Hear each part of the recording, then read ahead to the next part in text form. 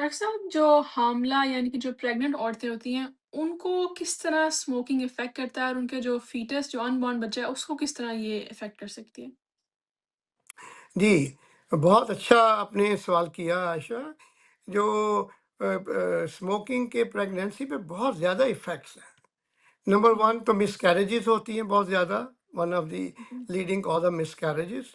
Number 2 under age babies पैदा होते हैं, प्री मैच्योर बेबीज़ पैदा होते हैं और हुँ, ये सारे जो इफ़ेक्ट हैं ये बेबी के ऊपर होते हैं। Under as, pre mature, miscarriages.